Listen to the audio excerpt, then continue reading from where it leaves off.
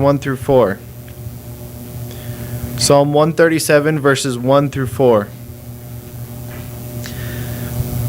By the rivers of Babylon, there we sat down, yea, we wept, when we remembered Zion. We hung our harps upon the willows in the midst of it. For there those who carried us away captive asked of us a song, and those who plundered us requested mirth, saying, Sing us one of the songs of Zion.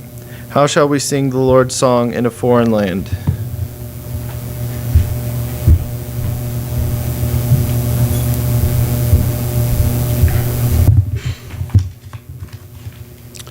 Several years ago, we some friends and I went to a different friend's house for New Year's Eve. We were all going to hang out together and welcome in the new year. And there was the street that he lived on.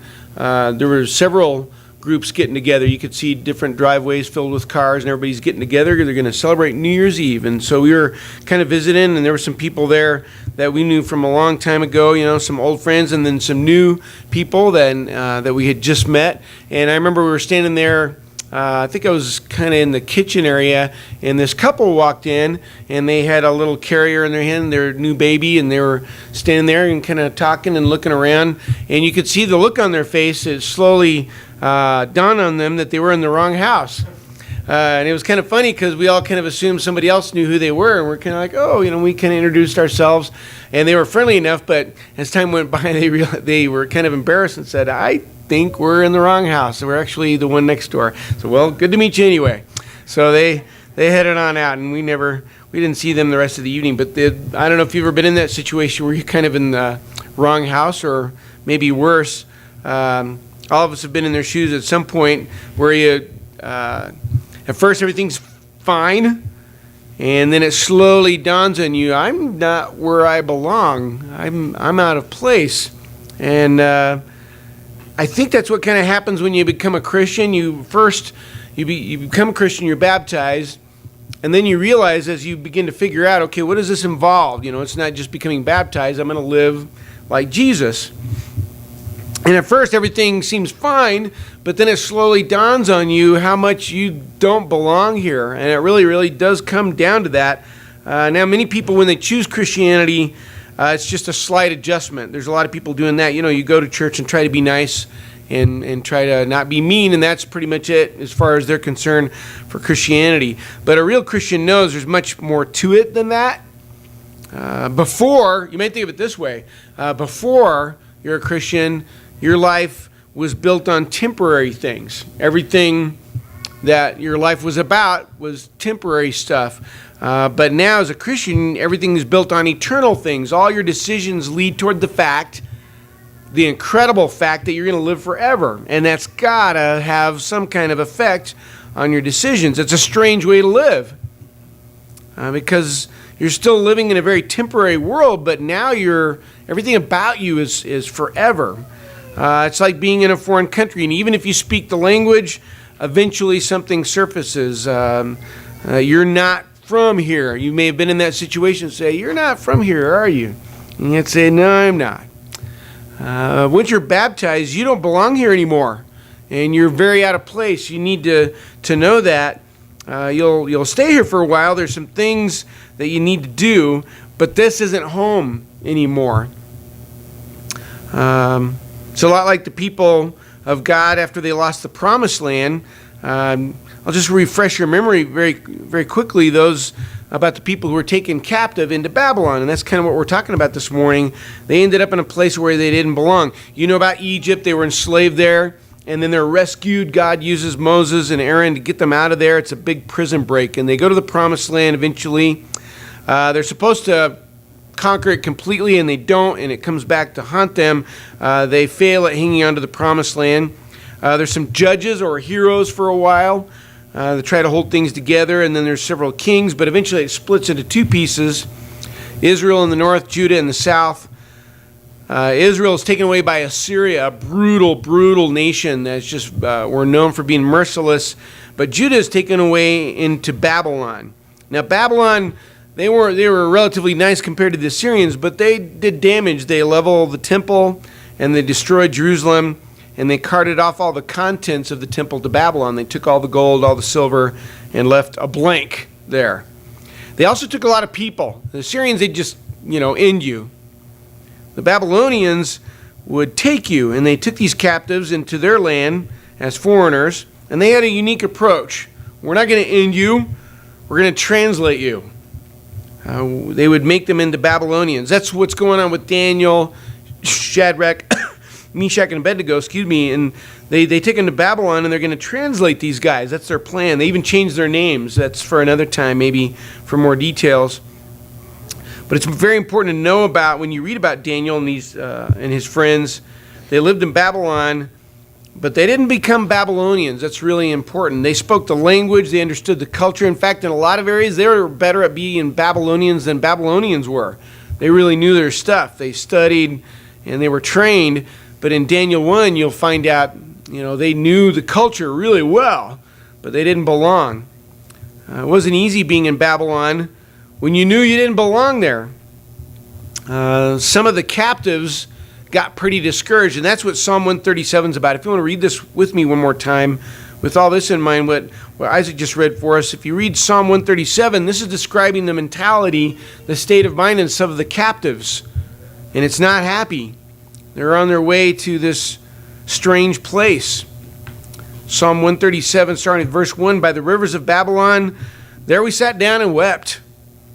When we remembered Zion, upon the willows in the midst of it, we hung our harps. For there our captors demanded of us songs, and our tormentors mirth, saying, sing us one of the songs of Zion. How can we sing the Lord's song in a foreign land? So they're in Babylon, and they're remembering what they've lost. Harps are kind of associated with happiness. We would think of maybe a banjo. It's hard to sing a sad song on a banjo. It's just happy. Well, these instruments are harps, and they represented happiness, and they're giving them up. They said, no more. We're not going to sing any more songs of where we once were. And notice the captors are saying, come on, sing something. Sing something from where you came from. We want to hear something. And they're saying, their response is, how can we be happy here? How can we sing here? They're far from home. They're out of place. It's almost like paralysis. There's nothing to sing about here. They just wanted to hang up their harps and be quiet. We're kind of in a similar situation. I'll explain why. Now that you belong to God, if you're a Christian, you don't belong here anymore. You don't fit in. You don't set out to be abrasive or weird or anything like that. That's not what the point is that your decisions are going to throw people off. We're like captives in a foreign land, and it's easy to start feeling like they did in Psalm 137 and 4. How can I sing the Lord's song in a foreign land? How in this place that I live, how can I say the things that need to be said? In a world so antagonistic to what God wants, how do we sing the truth here? How do we speak up when everything around us is so opposed to what we have to say? You and I both know a lot of things that I'm saying that we've sung about, that you're just going to chat about before you leave. There are many, many people, if they were to overhear it, would be highly offended by what you have to say.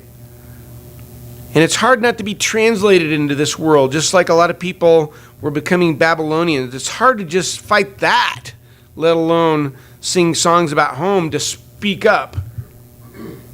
But our job here in Babylon is not to just survive being here, but to rescue as many others as we can. We have to sing, so to speak. We have to speak up, and it's not an easy assignment.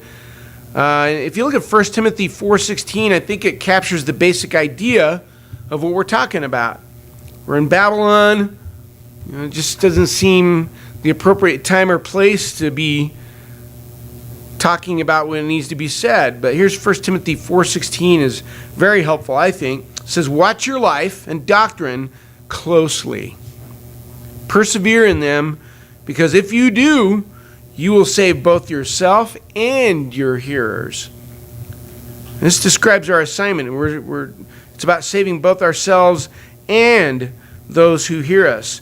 Keep an eye on your life. That's what he's saying. Keep an eye on your life. We don't even do that hardly. We just kind of breeze through life. But it's important to stop and look at your life. And he also says to keep an eye on your doctrine. In other words, what are your beliefs? What are they based on? Take a close look. Stay steady in both these things and you'll survive, and you'll help others survive. And this comparison to Babylon, by the way, is emphasized by God in Revelation. It's throughout the Bible. Revelation 17, I'll just mention it briefly. He makes this analogy, builds this analogy as the world being incredibly dangerous. He says it's like Babylon. It's a very antagonistic world, and he warns Christians to not become intoxicated by this world. If you're not wary of your situation, you will easily be intoxicated by our culture. Easily translated. You might think of it this way. You were born into captivity, and then you discover this new heritage. You live here, but you have to hang on to who you really are. You don't just get a stamp of Christian on you and then go about your merry way. There's something different about you. The enemy will be happy to let us live, but there will be a constant effort to make you into a Babylonian. It's easy to become like people who surround you. If you've ever moved to a drastically new place or even spent a brief amount of time, you might even notice your accent changing. I know some people, they're there 30 minutes and they're talking just like them. They're not even aware of it. They just have a good ear. And not suggesting any accent is better than the other, but we tend to do that when we're around people. It happens sometimes so gradually you don't even really notice until someone else points it out. We are shaped by our surroundings, and sometimes it's very subtle, even to the point where we don't notice. But in 1 Timothy 4:16, where it says, watch your life, that means it's going to require you to keep a clear head. To examine your life is harder than you think. We just think, it feels okay, so we just kind of keep going as is. It's hard to be objective. Our surroundings are so much a part of us. We let the world set the standard for what's normal. It's the old proverb again, if you want to know what water is, don't ask a fish. The fish is the last guy who can tell you anything about water. He hasn't ever known any other environment. The fish lacks capability to judge its own surroundings, and I think we're kind of in that situation too. Maybe we lack the ability to judge our own surroundings. But the Bible is what gives us clear perspective. That's why we're constantly training ourselves to see the world through the Word. If you just look at the world, you will be tricked. You will be fooled. You will not see things as they really are. The Bible is the objective viewpoint. It's the bird's eye view of the situation. Living inside the culture interferes with our ability to analyze our captivity. We don't see the size and shape of our prison. We're too close to the problem. Remember in the old days, well, I guess you can do this now with modern newspapers. I don't know if they still have this, but when you look at a photograph of a newspaper and you look really close with a magnifying glass and all you see are the dots, I guess the equivalent would be pixels today. You're so close you can't see the picture. It's really important to kind of step back once in a while and see it as it really is. We are so close to the culture we can become blind to it because we have nothing else to compare it to. It's just like the air that we breathe. It's just part of us. I don't know if you know this, culture, that word, if you think about the word for a second, it comes from the same word, and this might be a shock, it comes from the same word as cult. It's not a coincidence. Culture and cult. Cultus, the word that they come from, means worship. So that's kind of odd to think of it that way. You live in a culture. And that word in and of itself means worship. All cultures, by that definition, are religious. Each has its own idol, the worship of a philosophy or worldview. That means, kind of an odd way to approach this, everyone, in a sense, is religious. Even someone who doesn't believe in God. In fact, some people have pointed out that atheism is a religion in all its worst aspects, all the characteristics of, I guess you could say, the most base religion, believing in something that can't be proven, preconceived ideas that shape the truth, unwilling to consider opposing ideas. You begin to see, oh yeah, culture is very much like that. We just kind of by default think certain things, and it's the best way to learn the truth about a culture is you look at what people think of as sacred. Now, they may not use the word sacred, but look around and find out what's important in this culture. That's what we worship. We do not literally bow down, but the worship is there. We live in culture. So we're in a tough spot. We live in a world that's antagonistic to God. I don't know if you ever took the time to really notice this verse, it's John 15:18, and it's pretty harsh, but it's pretty true. It's very true. But you need to know this if you're a Christian. Pretty important to be upfront about this. It's John 15:18. This is what Jesus says. If the world hates you, you know that it has hated me before it hated you. I don't think we really notice this verse. It says something important about Christianity. If you keep taking it easy, not taking your Christianity too seriously, not really stand firm on anything, you can take the name Christian and get a pat on the back. That's probably how it'll play out in most cases. But be ready. If you really follow Jesus, you won't always get a pat on the back. The world will hate you. Not always. You won't always have animosity, but the general culture will be very much against what you stand for. Hatred of the world toward Jesus and hatred towards those who belong to him. By the way, all the more reason to not be malicious, all the more reason to be known as a person who is loving. We've got plenty of loudmouth, mean people in the world. It's very, very important you stand out, like 1 Corinthians 13 says, that you are all about love. They don't need an extra reason to hate you. Our culture might even be considered extra antagonistic toward Jesus. We don't live in a pagan culture. Paganism is kind of a pre-Christian condition. Paganism is believing in false gods and things like this. The atmosphere before the gospel, and that might even be easier. We live, as some people describe it, in postmodern society or post-Christian society, and that develops after the gospel has arrived and it's rejected.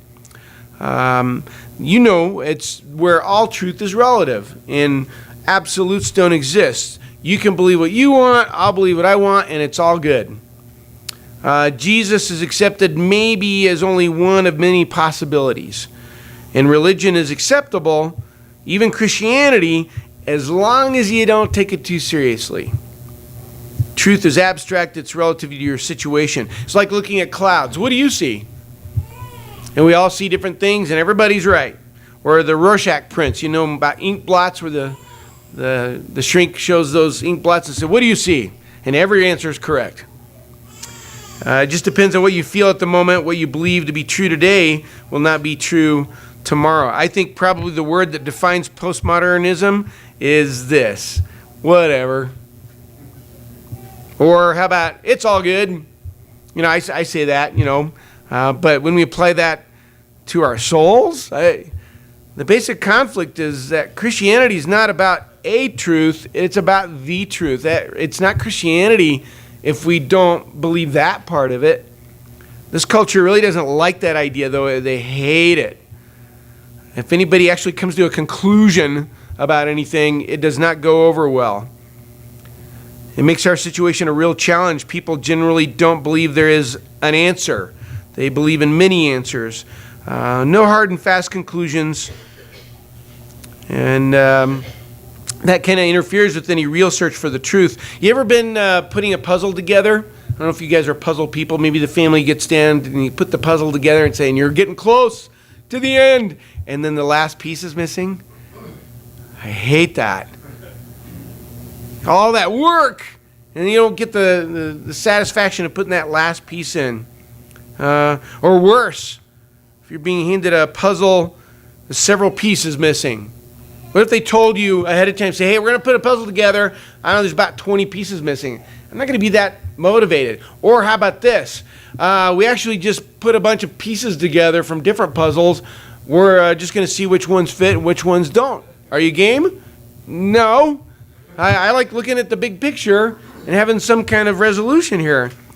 No wonder people don't look for the truth, because they believe the universe is a puzzle with pieces missing, that there is no big picture. It's hard to be motivated if you know you don't have all the pieces. We're the ones with all the pieces, not arrogantly, but the Bible has all the pieces. The standard that will be used to judge everyone has been rejected. The cover of the box has been thrown away. And if that's rejected, there's no way to know what's acceptable to God. Everyone's doing what is right in their own eyes. Key word, of course it's the key word, is tolerance. Modern definition is accept anyone's personal conclusions as the truth, no matter what. No matter if they're supported by facts or whatever. As long as it's an opinion, it's valid. That's not the actual definition of tolerance. And as people have pointed out, people are very intolerant towards people who hold to a solid definition of tolerance. Tolerance is willingness to listen. Sure, of course, you'd be foolish to not listen. Say, okay, why do you believe what you believe? Let's figure this out. Our souls are at stake. But what if somebody's wrong? Everybody can't be right. But we're trained by the world and we're trained by Babylon to think more than one truth can survive, that two opposing ideas can coexist. You try that in everyday life, this haphazard approach to living, but we apply it easily to our souls. It doesn't work with your job. Try being loose and interpretive with your boss's expectations. When it comes to our jobs and the laws of the land, anything else, we're very, very firm about where the lines are. But when it comes to our souls, it becomes very fuzzy. Since truth is considered relative, people no longer where the lines fall, and mankind is seen as basically good. God is seen as an all-loving Father whose tolerance for sin is endless, and He'll put up with wherever we're at. And you can see this kind of thinking even in our own minds. It's an easy trap to fall into again. Say, well, the lost aren't really lost. Everybody's probably pretty good. And so we're not motivated to talk to people because we deep down think, well, maybe everybody's okay because it's all good, whatever. And we start watering the Bible down and the truth is whittled down to being less offensive. And again, we're not setting out to be offensive or arrogant or abrasive. It's just that if we love people, we're going to stand by the truth. 1 Timothy 4:16 says, again, watch your life and doctrine closely, persevere in them, because if you do, you will save both yourself and your hearers. We're not here to just bide our time. We're here to rescue other people. And in Babylon, we have a responsibility for our own safety and the safety of others. And one of the most important things you could do, and I know probably it's running through your mind, okay, yeah, it is kind of a tough spot. What do we do? Here's one thing you can do, at least to begin. For the sake of your soul and the souls around you, cling to the fact that there is a truth. Because tomorrow and the next day, that simple fact will be gnawed away by our culture. There is a truth. Not a bunch of truths, but one genuine analysis of existence that's real. Take a biblical view of life and the world. Maintain that clarity with daily Bible reading and spending time with Christians, what you're doing right now.